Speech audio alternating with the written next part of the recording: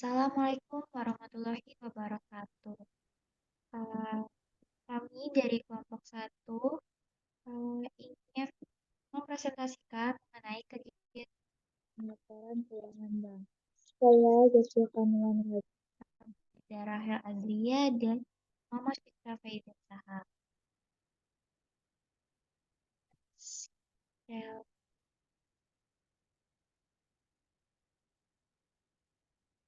Berdasarkan PSAK nomor 31, terdapat karakteristik usaha dari perbankan. Pada paragraf pertama, terdapat penjelasan mengenai apa itu bank. Bank adalah suatu lembaga yang berperan sebagai perantara keuangan atau financial intermediary antara pihak-pihak yang memiliki kelebihan dana atau surplus unit dengan pihak-pihak yang memerlukan dana atau divisi unit, serta sebagai lembaga yang berfungsi memperlancar lalu lintas pembayaran. Falsafah yang mendasari kegiatan usaha bank adalah kepercayaan masyarakat. Hal ini tampak dari kegiatan bank yang menerima simpanan dari masyarakat yang kelebihan dana dalam giro, tabungan, serta deposit berjangka dan memberikan kredit kepada pihak yang memerlukan dana. Dalam penerimaan simpanan masyarakat, bank hanya memberikan pernyataan tertulis yang menjelaskan bahwa bank telah menerima simpanan dalam jumlah dan untuk jangka waktu tertentu. Bank juga tidak selalu meminta agunan berupa barang sebagai jaminan atas kredit yang diberikan kepada debiturnya yang telah memiliki reputasi yang baik. Di samping itu, sebagai lembaga kepercayaan, bank dalam operasinya lebih banyak menggunakan dana masyarakat dibandingkan dengan modal modal dari pemilik atau pemegang saham. Adapun paragraf kedua terdapat definisi lain dari bank itu sendiri. Bank merupakan industri yang dalam kegiatan usahanya mengandalkan kepercayaan masyarakat sehingga tingkat kesehatan bank perlu dipelihara. Pemeliharaan kesehatan bank antara lain dilakukan dengan tetap menjaga likuiditasnya, sehingga bank dapat memenuhi kewajiban kepada semua pihak yang menarik atau mencairkan simpanannya sewaktu-waktu. Kesiapan memenuhi kewajiban setiap saat jadi semakin penting.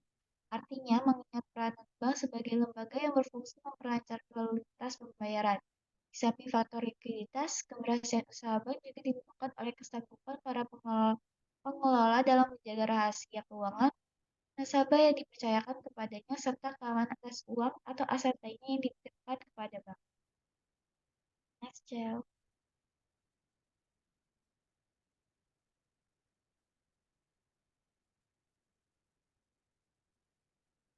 Lalu selanjutnya ada perlunya standar akuntansi keuangan tentang akuntansi perbankan.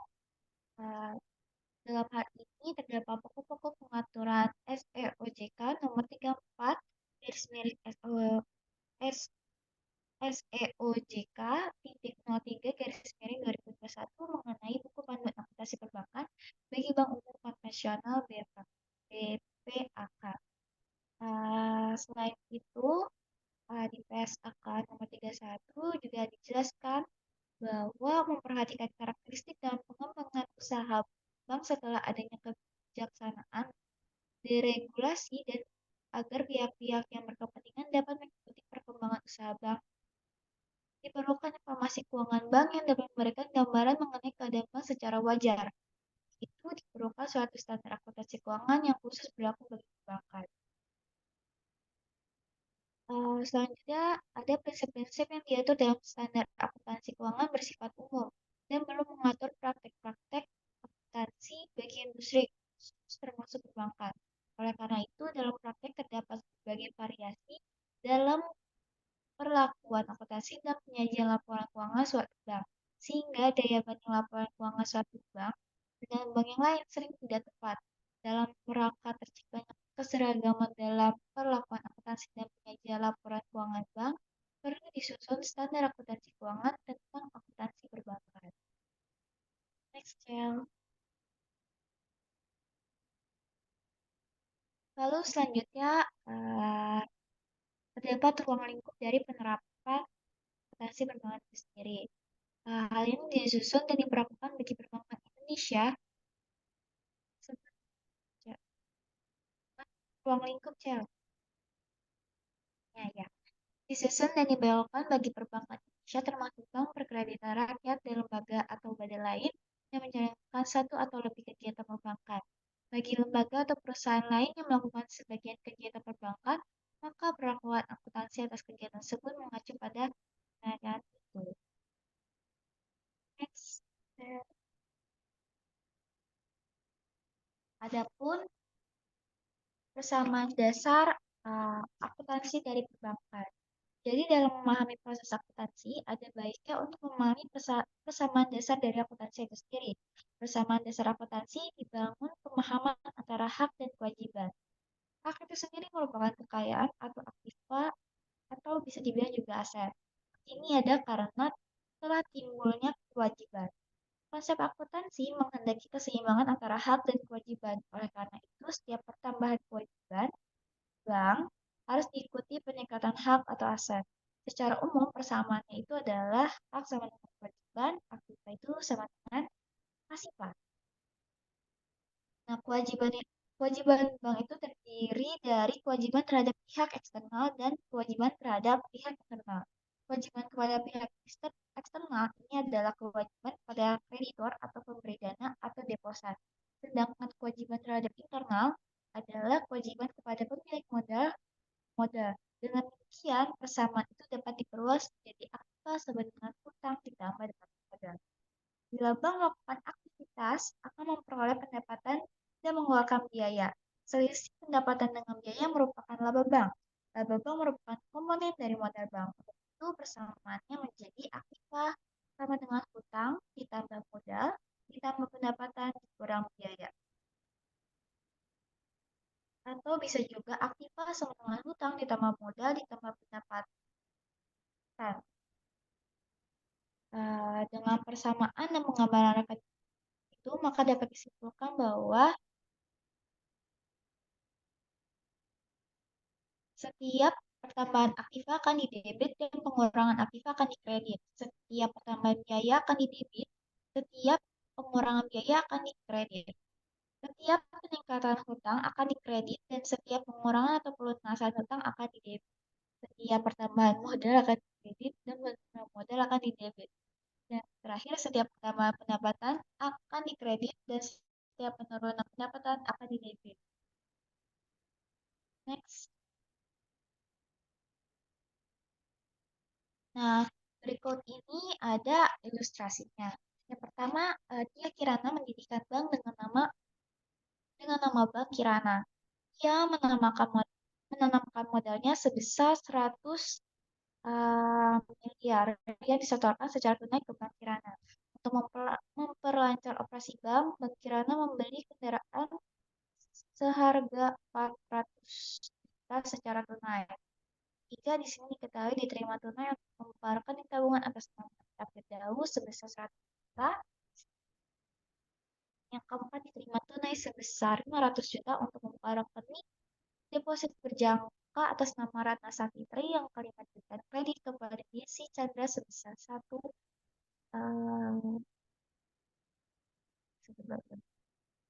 juta hari 1 juta. Hari ini direalisasikan dan langsung dikreditkan ke rekening Biro Desi sebesar 900 juta secara tunai 900 juta dan secara tunai 100 juta. Oh, itu berarti diberikan kredit kepada Desi Chandra sebesar 1 miliar. Yang keenam, Arif Pambudi buka rekening biro dengan setoran perdana 200 juta secara tunai. Dan yang terakhir ada itu Anita Firdaus menarik tabungannya senilai 10 juta rupiah.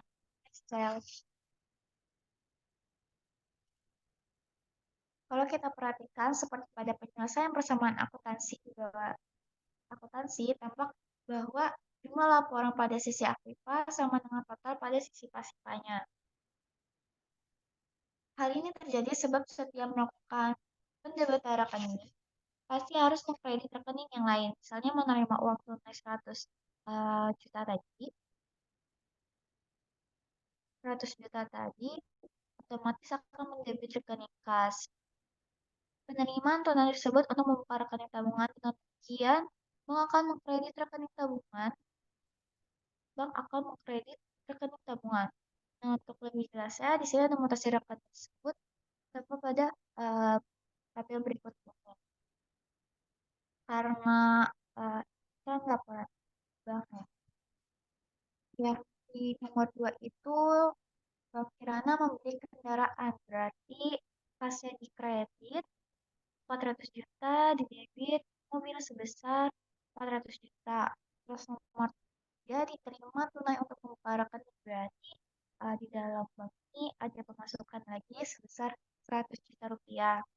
Yang keempat, di sini diterima tunai sebesar 500 juta untuk membuka rekening, berarti dia membuka rekening lagi sebesar 500 juta. Nah, ini masuk ke dalam deposit sebesar 500 juta.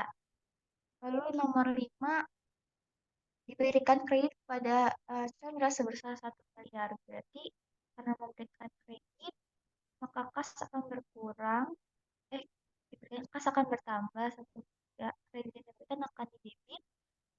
Kreditnya itu karena akan diberikan tunai secara 100 juta rupiah, maka di kredit kasnya 100 juta, ditambah gironya di debit 900 juta, 900 juta rupiah. Yang keenam, ada lagi orang yang membuka rekening giro, berarti otomatis kas akan bertambah sebesar 200 juta. Di akun giro akan bertambah menjadi 200 juta juga. Lalu di 7, ada seorang nasabah yang tabungannya sebesar 10 juta. Berarti kas pada bank itu akan dikredit sebesar 10 juta dan akun tabungan akan dikredit juga sebesar 10 juta. Jadi total kasnya adalah 100 miliar 290 100 triliun 290 miliar. Di akun mobilnya ada 400 juta. Di kredit diberikan ada total sebesar 1 miliar. Di giro totalnya 1 miliar 100 juta rupiah. Di tabungan ada 90.000 juta, 90 juta rupiah. Di deposit ada 500 juta rupiah dan di modal totalnya ada 100 miliar rupiah. Ya, next step. Nah, selanjutnya di sini akan menjelaskan mengenai sistematika rekening bank. Penggunaan nama, struktur, dan hubungan antara rekening perlu ada keseragaman agar laporan yang dihasilkan mudah dipahami dan mudah diperbandingkan. Untuk itu, sistematika rekening perbankan diperlukan. Sistematika rekening bank disusun dengan menggunakan digit tertentu. Digit pertama berisi rubrik rekening, digit kedua berupa identifikasi jenis valuta, digit ketiga berisi kelompok rekening grup, digit keempat berisi kelompok rekening subgrup, dan digit kelima dan seterusnya berisi berupa rincian atau rekening kedua. Contoh secara skematis dapat digambarkan sebagai berikut. Misalnya ada nomor rekening 10621, berarti satunya itu merupakan aktiva, nolnya merupakan aktiva dalam rupiah, itu digit 6 itu dikategorikan sebagai kredit yang diberikan, digit 4 pihak tidak terkait dengan bank, dan 1, 2, 3, 4 digit terakhir itu mengartikan bahwa nomor 1 itu adalah rekening individual. Selanjutnya akan dijelaskan oleh Rahel. Selanjutnya, pengelompokan rekening didasarkan pada sifat dan fungsi rekening. Pengelompokan ini juga dimaksudkan agar mempermudah penggambaran posisi aktiva, kewajiban, modal, pendapatan, beban, komitmen dan konsumsi. Secara perinci sebagai dapat dilihat pada tabel ini, nomor rubrik rekening itu seperti kayak kepala akun, aktiva ditandai sebagai 1, lalu yang kedua ada kewajiban, Selanjutnya yang ketiga ada ekuitas, keempat pendapatan, kelima beban, keenam penyisian penghapusan aktiva produktif, ketujuh akumulasi penyusunan aktiva tetap, kedelapan komitmen, dan terakhir ada konsistensi.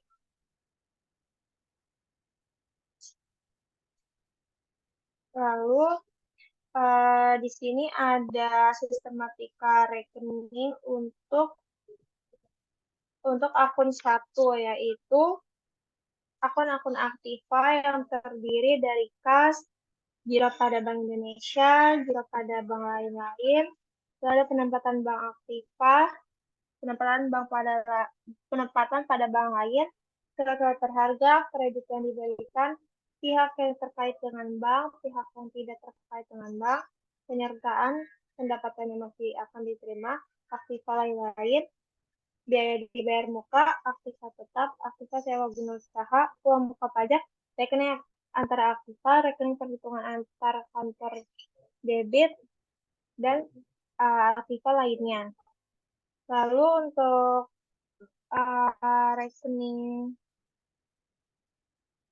rekening yang satunya lagi dapat berupa nomor itu beda sih, cuma kayak 101 sama 111. Itu biasanya digunakan pada akun di perusahaan yang di sebelah kanan. Lalu ini ada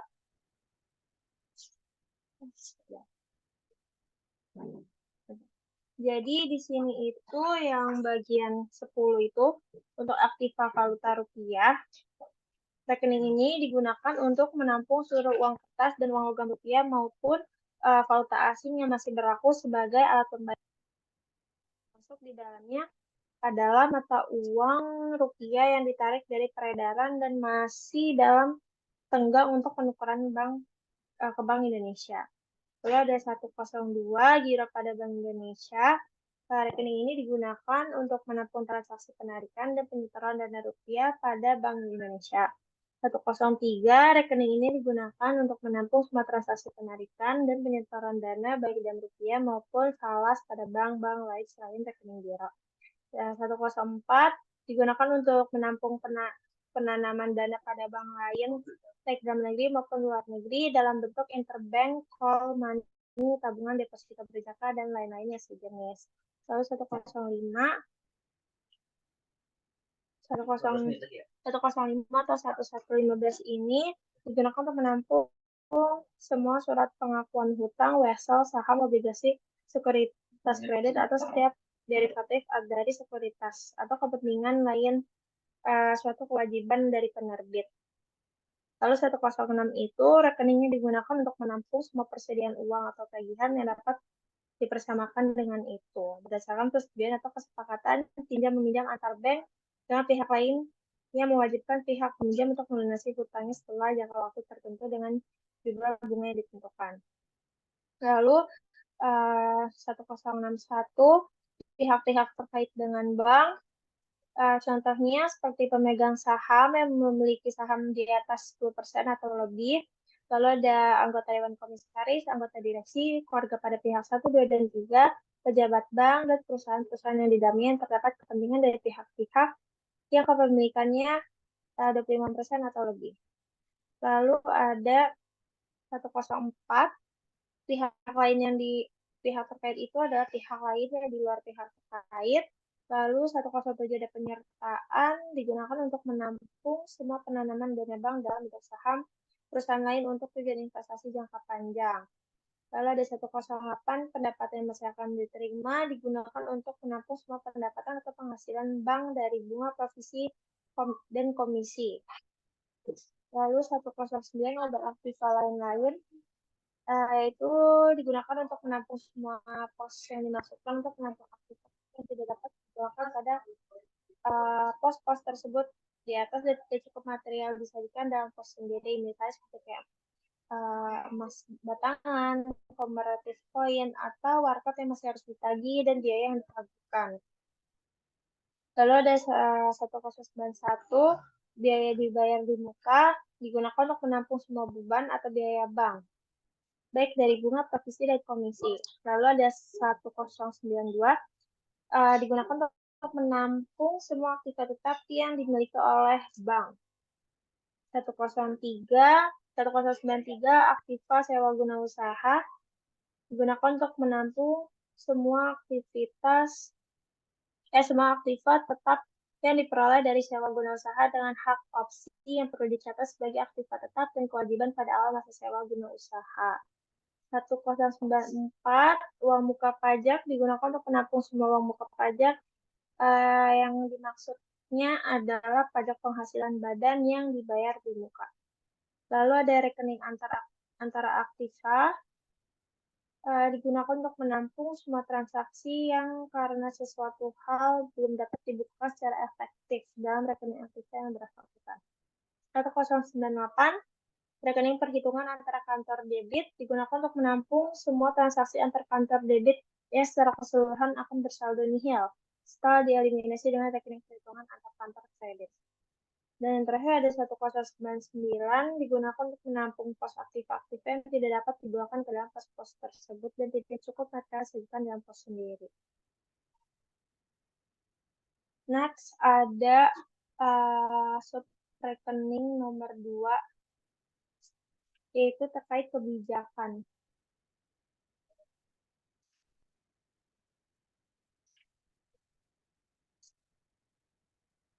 Terkait kebijakan pada sistematika rekening ini untuk rekening aktiva dijelaskan bahwa pada digit 0 menunjukkan valuta rupiah, sedangkan pada digit 1 menunjukkan valuta asing. Secara umum, nomor 20 memuat kewajiban dalam valuta rupiah dalam valuta rupiah. Kalau 21 dalam valuta asing. Nah, 202 ini digunakan untuk menampung semua kewajiban bank pada pihak lain yang sifatnya wajib segera dibayarkan. Lalu ada 203, tabungan ini digunakan menampung semua simpanan pihak lain pada bank yang penarikannya hanya dapat dilakukan menurut syarat-syarat tertentu. Tetapi tidak dapat ditarik dengan cek atau alat yang dipersamakan dengan hal tersebut. Lalu ada 204, deposito bujangka ini digunakan untuk menampung semua simpanan pihak lain pada bank yang penarikannya hanya dapat dilakukan pada waktu tertentu menurut perjanjian. 2041 pihak terkait dengan bank seperti pemegang saham 10% atau lebih. Lalu ada anggota Dewan Komisaris, anggota direksi, keluarga pihak-pihak 1, 2, dan 3, pejabat bank, dan perusahaan-perusahaan yang dibaris yang memiliki kepentingan dengan kepemilikan 25% atau lebih. Lalu ada 2042 pihak lainnya itu pihak yang di luar pihak terkait. Lalu ada 205 sertifikat deposito untuk menampung semua deposito berjangka. 206 surat-surat berharga yang diterbitkan itu digunakan untuk menampung semua surat pengakuan hutang yang diterbitkan oleh bank, baik berjangka pendek maupun berjangka panjang. Lalu ada 2061 apa itu? SBPU atau surat-surat berharga yang diterbitkan. Surat berharga pasar uang. Sorry. Digunakan untuk menampung semua surat pengakuan hutang yang berjangka pendek yang diterbitkan oleh bank. Lalu 2062 obligasi untuk menampung semua pengakuan hutang berjangka panjang. 207 pinjaman yang diterima untuk menampung semua fasilitas kredit diterima bank dari bank lain, termasuk dari Bank Indonesia dalam valuta rupiah maupun falas. 2071 pihak terkait dengan bank seperti pemegang saham yang memiliki saham 10% atau lebih, anggota Dewan Komisaris, anggota direksi, keluarga pada pihak 1, 2, dan 3, pejabat bank, dan perusahaan-perusahaan yang di dalamnya terdapat kepentingan dengan kepemilikan 25% atau lebih. 2072 pihak lain itu pihak yang di luar pihak terkait.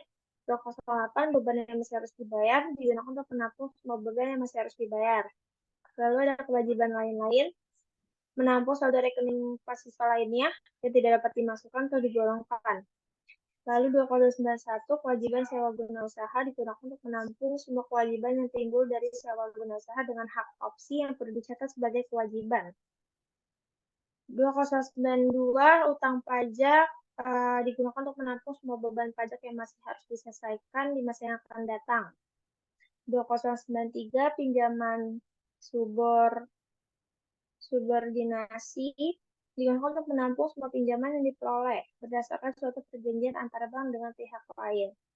20931 pihak terkait dengan bank, pemegang saham di atas 10%, anggota Dewan Komisaris, direksi, keluarga pada pihak 1, 2, dan 3, pejabat bank, dan perusahaan-perusahaan yang didalami dengan kepentingan kepemilikan di atas 25%. 2,932 pihak lain, yaitu pihak di luar pihak terkait. 2,94 modal pinjaman digunakan untuk menampung semua pinjaman yang didukung dengan instrumen yang disebut capital notes, loan stock, atau warkat. 2,941 pihak terkait dengan bank. 2,94 pihak lain, pihak luar pihak terkait. Lalu rekening antar kewajiban 2,97 digunakan untuk menampung semua transaksi yang karena sesuatu hal belum dapat dibukukan secara efektif. Lalu 2,98 rekening perhitungan antar kantor kredit menampung semua transaksi kantor kredit. 2,99 yaitu rekening digunakan untuk menampung semua kewajiban-kewajiban bank yang tidak dapat digolongkan di dalam pos lain. Lalu ada ekuitas. Dan rekening ini digit 6 menunjukkan valuta rupiah dan digit 1 menunjukkan valuta asing. Sedangkan digit 30 menunjukkan ekuitas dan valuta rupiah dalam valuta rupiah. 301 modal di setor digunakan untuk menampung semua bagian hak pemilik dalam bank. Saham biasa menampung setoran modal yang terima bank. Saham reksadana menampung setoran modal yang diterima bank atas penerbitan saham transferan. Tambahan modal di setor menampung semua perkiraan tambahan modal. Agio atau disagio saham menampung selisih setoran modal yang diterima bank sebagai akibat harga melebihi nilai nominalnya. Terus ada modal sumbangan menampung semua modal diperoleh dari pihak ketiga dan lain-lain. Menampung saldo rekening lainnya yang tidak dapat digolongkan ke dalam suatu pos. 303 sebagai selisih penilaian kembali aktivitas teks yang didapat oleh bank akibat penilaian kembali atau ditampung dalam rekening ini. Saldo laba untuk menampung saldo laba bersih dari hasil usaha periodik. Cadangan tujuan digunakan untuk menampung cadangan dibentuk dari laba bersih. Cadangan umum menampung cadangan yang dibentuk dari laba bersih. Saldo laba yang belum dicadangkan untuk menampung laba bersih yang belum ditetapkan tujuan penggunaannya. Lalu ada pendapatan. Pada kelompok rekening pendapatan terdapat beberapa digit yang menjadi nomor rekening. Rekening pendapatan dengan digit kedua bernomor 0 menunjukkan valuta rupiah, sedangkan digit kedua bernomor 1 maka pendapatan tersebut dalam valuta asing. 401 digunakan untuk menampung pendapatan langsung dari pihak kegiatan usaha. 4011 menampung semua pendapatan dari hasil bunga, provisi, dan komisi kredit bank. 40111 digunakan untuk menampung hasil bunga dan transaksi di atas dasar konsep aktual. Provisi dan komisi kredit itu digunakan untuk menampung semua pendapatan provisi dan komisi yang dipungut atau diterima dari kegiatan berkaitan dengan kreditan. 4019 digunakan untuk menampung pendapatan operasional lainnya. 40191 untuk menampung semua pendapatan provisi dan komisi dari pihak kegiatan bank selain kegiatan perkreditan. 40199 semua hasil usaha bank yang tidak termasuk dalam rekening-rekening pendapatan yang tadi sudah disebutkan. Terus 402 Semua pendapat yang benar-benar telah diterima bank dan tidak berkaitan langsung dengan usaha bank. Seperti pendapatan sewa gedung contohnya. 4020 menampung semua keuntungan dari penjualan aktiva tetap inventaris.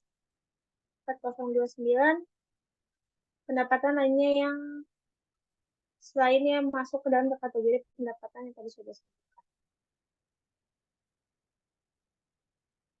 Lalu ada penyisihan. Rekening ini mirip dengan rekening akumulasi atau cadangan aktiva tetap, hanya saja rekening ini dikenakan pada rekening aktiva produktif. Digit 0 untuk menunjukkan valuta rupiah, sedangkan digit 1 digunakan untuk menunjukkan valuta asing. 601 menampung semua tiap kerugian akibat tidak tertagihnya penempatan pada bank lain. 602 menampung kerugian akibat tidak tertagihnya penempatan surat berharga. 603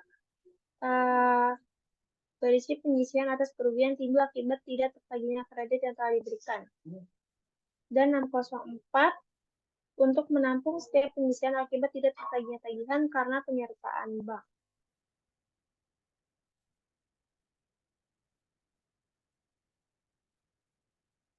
Terus ini ada akun kelima.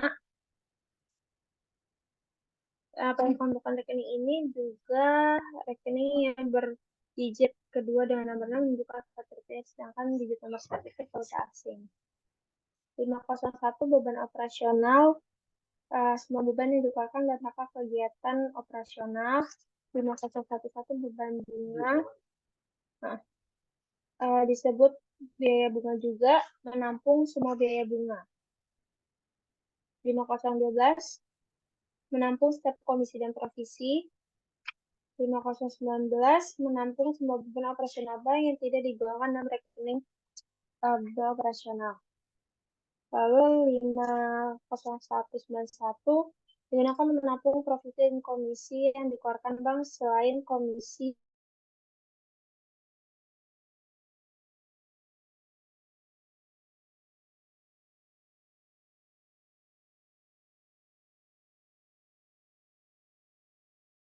provisi. Juga semua biaya penyisihan penghapusan aktiva produktif ditampung dalam rekening ini. Aktiva produktif yaitu aktiva yang dikuasai bank untuk kepentingan memperoleh pendapatan utama usaha bank. Lalu 50193 beban personalia, semua biaya yang dikeluarkan dalam rangka memperoleh kegiatan apapun yang menggunakan sumber daya manusia ditampung dalam rekening beban personalia. Lalu ada 50199 beban lain untuk menampung sebuah biaya operasional bank yang dikeluarkan selain dikeluarkan pada rekening beban sebelumnya. 502 beban non operasional. Semua beban atau biaya yang tidak lazim sebagai usaha bank. Seperti kerugian penjualan aktiva tetap, denda yang dibayarkan ke BI akibat pelanggaran regulasi tertentu. Dan 5029 menampung semua beban non-operasional yang tidak dapat digolongkan juga. Next.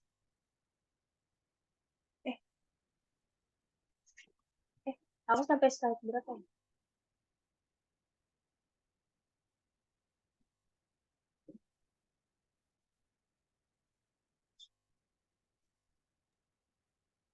Lalu ada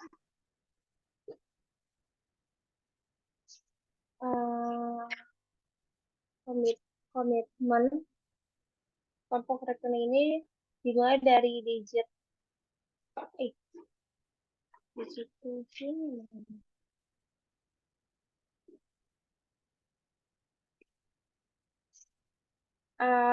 Untuk digit kedua tadi sama, dia kalau 0 itu valuta rupiah, kalau digit kedua sama dengan 1 menunjukkan valuta asing. Jadi rekening ini dimulai pada digit 7. 701 rekening ini menampung setiap akumulasi penyusutan akibat pembebanan biaya terhadap penggunaan aktiva tetap. 702 menampung setiap akumulasi penyusutan akibat pembebanan biaya terhadap penggunaan aktivitas sewa guna usaha. Ya. Lalu ada 8 digit 8. 801 itu menampung setiap tagihan terhadap kontrak berupa janji yang tidak dapat dibatalkan sepihak dan harus dilaksanakan selama persyaratan terpenuhi. 8011 untuk pinjaman yang diterima dan telah disetujui, tetapi bank belum menggunakannya, maka bank harus mencatatnya pada rekening ini sebagai rekening administratif. 8019 menampung setiap transaksi komitmen tagihan yang tidak dapat dilakukan pada rekening komitmen sebelumnya. 802 menampung setiap transaksi komitmen kewajiban terhadap setiap perikatan atau kontrak yang tidak dapat dibatalkan sepihak. 8020 menampung setiap persediaan kredit yang diberikan kepada nasabah tetapi belum ditarik. Lalu 81231 8123 ya, reversible LLC atau SKBDN yang masih berjalan dalam rangka perdagangan dalam negeri digunakan menampung setiap transaksi menggunakan fasilitas SKBDN yang tak dapat dibatalkan dalam rangka perdagangan dalam negeri. 8129 rekening yang digunakan untuk menampung komitmen kewajiban yang tidak dapat dilakukan pada rekening komitmen sebelumnya. Lalu ada konsinyasi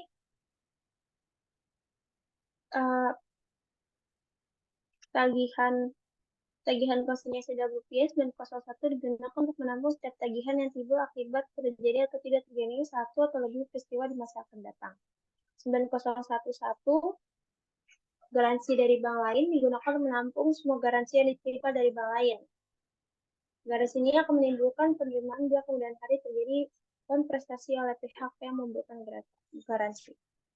9012 menampung setiap bunga yang diperlukan dari aktivitas produktif yang bermasalah atau non-performing yang belum dapat diakui sebagai pendapatan bunga secara real pada periode yang sedang berjalan. Sedangkan untuk kredit lancar, pengakuan pendapatan bunga menggunakan akurasi sehingga tidak akan masuk ke rekening. 9019 untuk menampung setiap tagihan konsinyasi yang tidak dapat digolongkan. 902 menampung setiap kewajiban bersyarat atau yang tiba akibat terjadi atau tidak terjadi satu atau lebih peristiwa yang di masa yang akan datang. 9020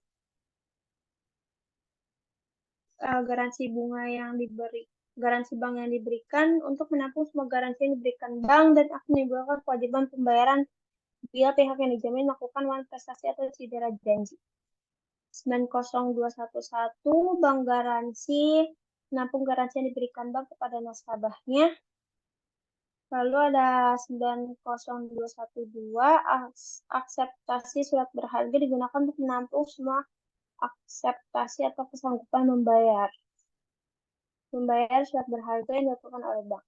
Dan 90127 untuk menampung setiap kewajiban konsinyasi yang tidak dapat digolongkan, serta 9021 digunakan untuk menampung semua jaminan dalam bentuk penerbitan SKBDN yang dapat dibatalkan atau revocable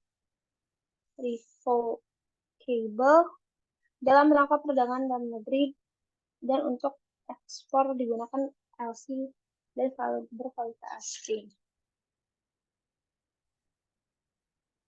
Next akan dijelaskan oleh Sahal.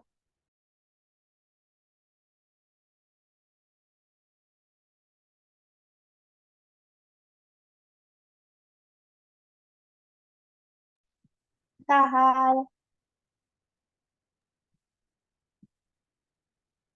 Oke, selanjutnya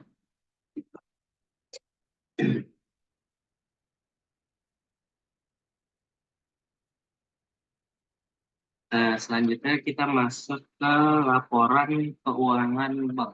Di sini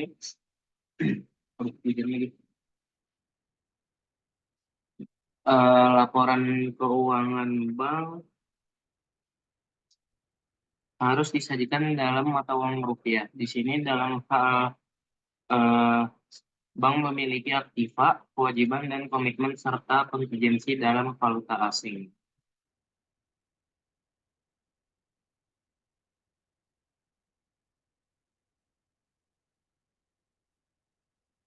Oke.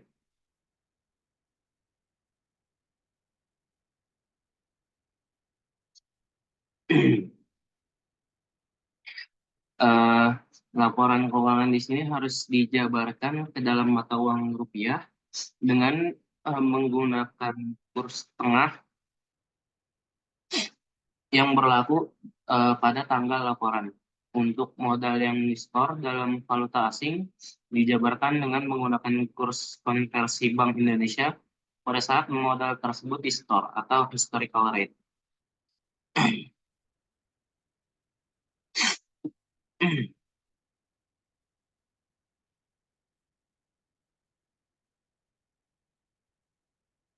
Bentar. Oke.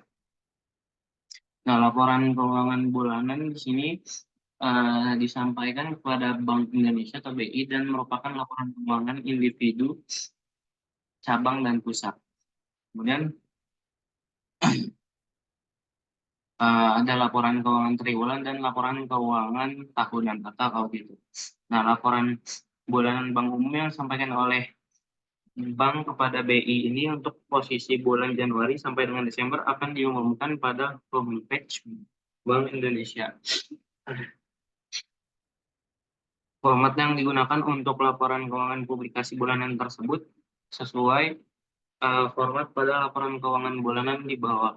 Nah, kemudian laporan keuangan bulanan merupakan laporan keuangan bank secara individu yang merupakan gabungan antara kantor pusat bank dengan seluruh kantor bank.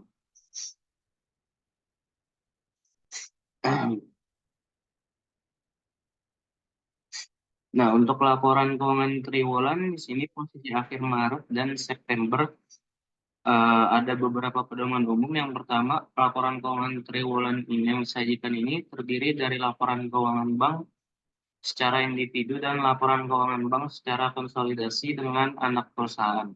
Kemudian, laporan keuangan publikasi triwulan juga wajib disusun dalam bahasa Indonesia dan angka-angka yang disajikan dalam jutaan rupiah.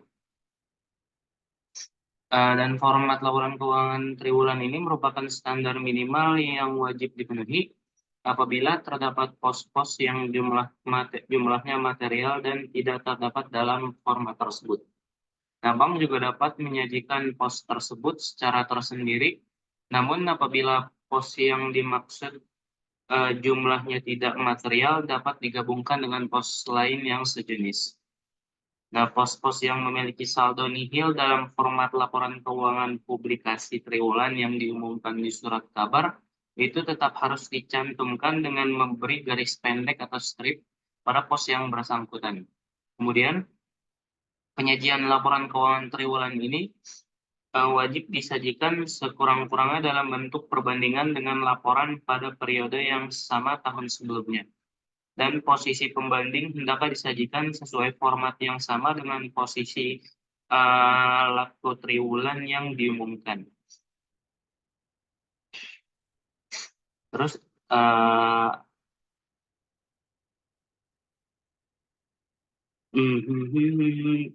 selanjutnya laporan keuangan tahunan. Di sini laporan tahunan bank yang dimaksud untuk memberikan informasi berkala mengenai kondisi bank secara menyeluruh itu termasuk perkembangan usaha dan kinerja dari bank itu sendiri. Nah, seluruh informasi itu diharapkan bisa meningkatkan transparansi kondisi keuangan bank kepada publik dan menjaga kepercayaan masyarakat terhadap lembaga perbankan. Selain disampaikan kepada pemegang saham dan Bank Indonesia, nah laporan keuangan tahunan bank ini juga wajib disampaikan kepada lembaga lain yang berkepentingan terhadap perkembangan usaha bank. Nah, contohnya di sini seperti Yayasan Lembaga Konsumen Indonesia atau YLKI, kemudian ada lembaga pemerintah di Indonesia dan Asosiasi Perbankan di Indonesia, serta Institut Bankir Indonesia dan juga 2 lembaga penelitian di bidang ekonomi dan keuangan. Nah, selain kewajiban penyampaian laporan tahunan kepada pihak-pihak tersebut di atas, bagi bank yang telah memiliki homepage itu wajib menginformasikan laporan tahunan tersebut dalam homepage bank. Nah, laporan tahunan bank itu disusun dalam bahasa Indonesia. Dalam hal laporan tahunan juga dibuat selain dalam bahasa Indonesia, baik dalam dokumen yang sama maupun terpisah. Nah, maka laporan tahunan ini dimaksud harus membuat informasi yang sama dan angka-angka dalam laporan keuangan tahunan juga wajib disajikan dalam mata uang rupiah. Selanjutnya,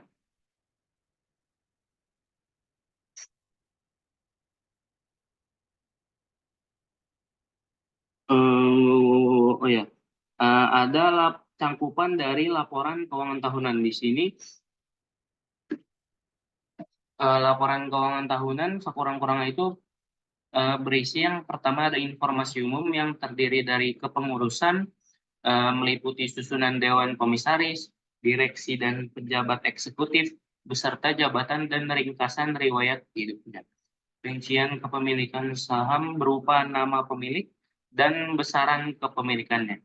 Seperti investor A memiliki beberapa persen saham pada pemilikannya di bank tersebut. Kemudian rincian perkembangan usaha bank dan kelompok usaha bank yang memuat data mengenai yang pertama di sini ada ikhtisar data keuangan penting.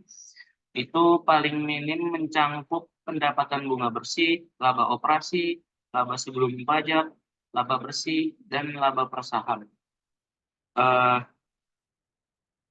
Kemudian ada rasio keuangan yang wajib disajikan, itu paling minim mencangkup rasio keuangan sebagaimana diatur dalam ketentuan Bank Indonesia tentang transparansi kondisi keuangan bank, khususnya bagian tentang laporan keuangan publikasi bank umum. Kemudian sasaran, strategi dan kebijakan manajemen yang digunakan dalam pengembangan usaha bank, laporan manajemen yang menyajikan informasi mengenai pengalokasi bank oleh pengurus atau manajemen dalam rangka good corporate governance, dan sekurang-kurangnya mencangkup ada struktur organisasi, aktivitas utama, teknologi informasi, jenis-jenis produk dan jasa yang ditawarkan,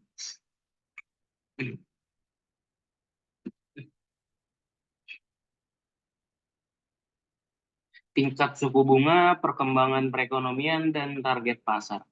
Jaringan kerja dan mitra usaha bank, perubahan-perubahan penting yang terjadi di bank dan kelompok usaha bank dalam tahun yang bersangkutan. Slide selanjutnya. Next slide. Next slide. Oke, slide selanjutnya di sini ada contoh dari laporan posisi keuangan bank. Contoh di sini yaitu PT Bank Sentral Asia atau BCA. Di sini laporan keuangan di tanggal 30 November 2023 dalam satuan yang disebutkan tadi sesuai ketentuan yaitu satuan jutaan rupiah. Untuk pos-pos yang terkait di sini pada bagian aset ada penempatan pada Bank Indonesia, kemudian ada bagian penempatan pada bank lain. Terdapat juga tagihan spot dan derivatif atau forward.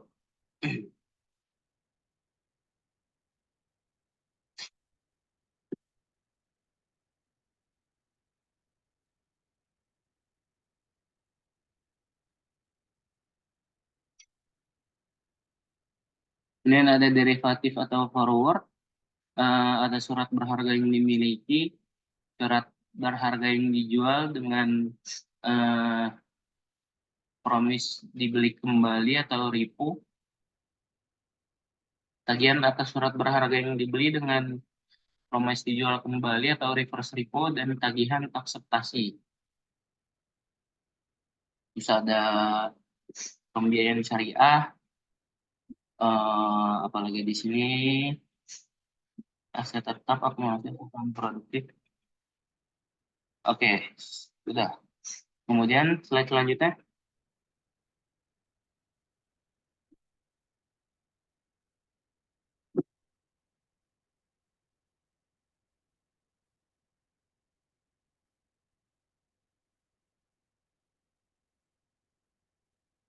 Next slide, next slide.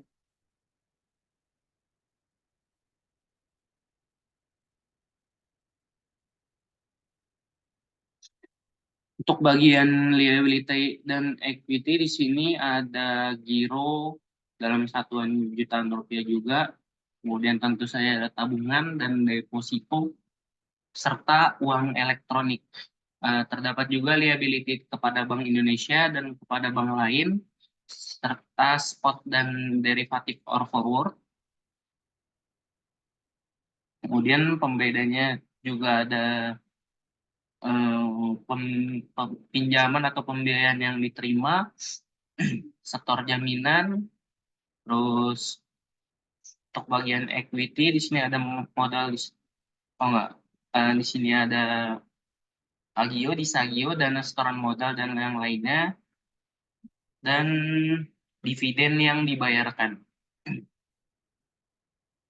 Next slide.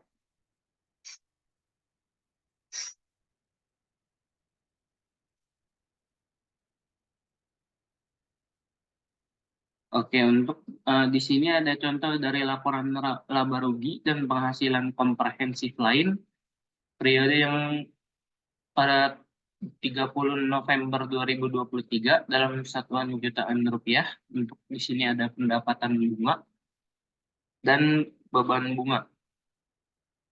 Nah, kemudian untuk pendapatan dan beban operasional di sini ada yang didapat dari nilai wajar aset keuangan dan nilai wajar liabilitas keuangan. Kemudian keuntungan atau kerugian juga bisa didapatkan dari penjualan aset keuangan, transaksi spot dan derivatif or forward, dan penyertaan dengan equity method. Ada juga penjabaran transaksi valuta asing. Pendapatan di sini dapat dari dividen, kemudian pendapatan komisi fee dan administrasi, ada juga beban kerugian penurunan nilai aset keuangan. Terus udah untuk membeda. Next slide. Terakhir di sini ada pendapatan belum mas.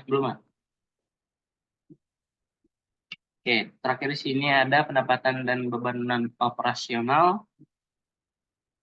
Untuk pendapatan dan beban non operasional di sini pembedanya itu ada di bagian oh nggak ada. Kalau untuk penghasilan komprehensif lain itu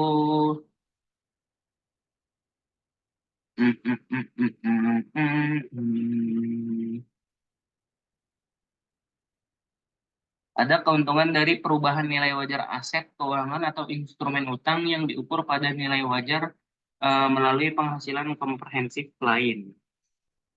Nah, next slide.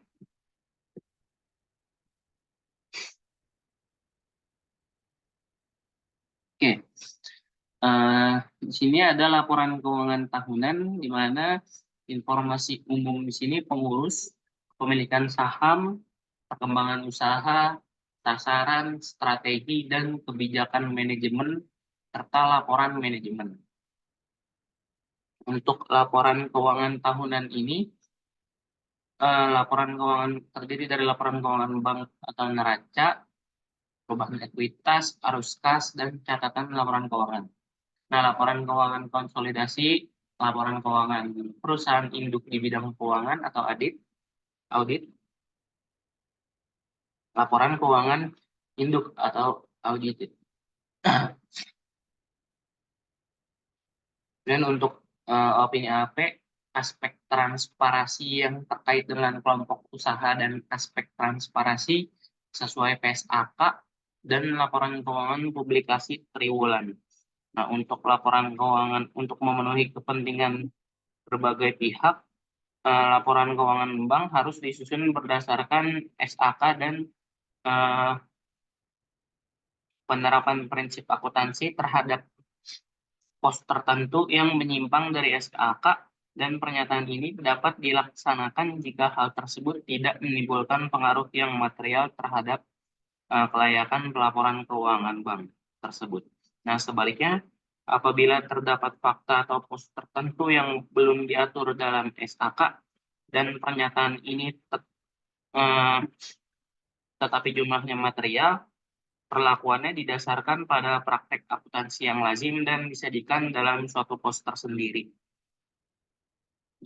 Untuk neraca di sini itu dalam penyajiannya, aktiva dan kewajiban dalam neraca bank tidak dikelompokkan menurut lancar dan tidak lancar atau unclassified. Namun sedapat mungkin tetap disusun menurut tingkat likuiditas dan jatuh tempo. Komponen-komponen neraca bank disusun dengan mengacu pada SAK untuk pos-pos yang bersifat umum dan mengacu pada pernyataan ini untuk pos-pos yang bersifat khusus perbankan. Setiap aktiva produktif itu disajikan di neraca sebesar jumlah bruto dari tagihan atau penempatan bank dikurangi dengan penyisihan penghapusan yang dibentuk untuk menutupi kemungkinan kerugian yang timbul dari masing-masing aktiva. Nah, penyisihan penghapusan yang dibentuk itu disajikan sebagai pos pengurang dan masing-masing jenis aktiva produktif yang bersangkutan.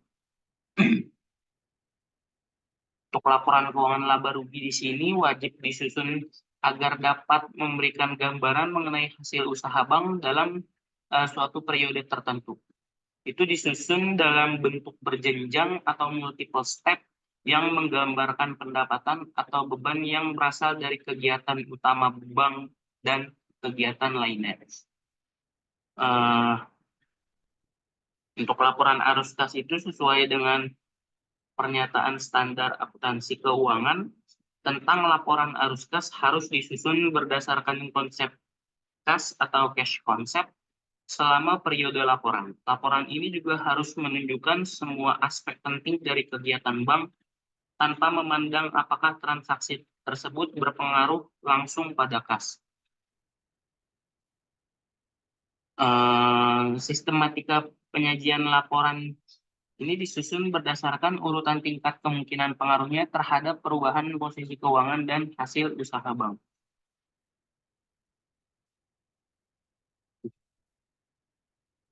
Kemudian dalam neraca itu aktiva dan kewajiban neraca bank tidak dikelompokkan menurut lancar dan tidak lancarnya. Namun sedapat mungkin tetap disusun menurut tingkat likuiditas dan jatuh temponya. Komponen-komponen neraca bank itu disusun dengan mengacu pada SAK untuk pos-pos yang bersifat umum dan mengacu pada pernyataan untuk pos-pos yang bersifat khusus perbankan.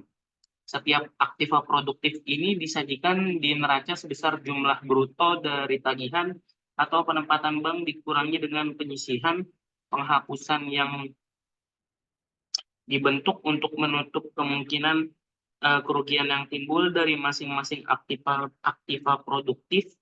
Penyisihan penghapusan yang dibentuk disajikan sebagai pos pengurang dan masing-masing jenis aktiva produktif yang bersangkutan.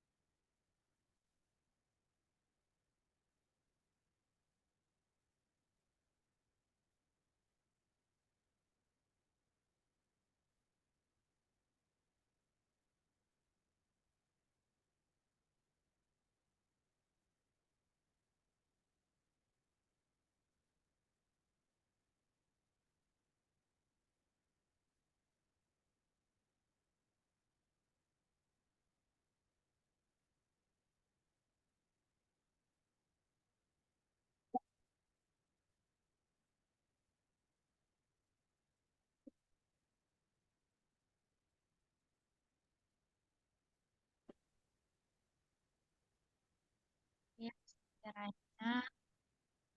Sekian presentasi dari kami. Kurang lebihnya mohon maaf. Assalamualaikum warahmatullahi wabarakatuh. Waalaikumsalam warahmatullahi wabarakatuh.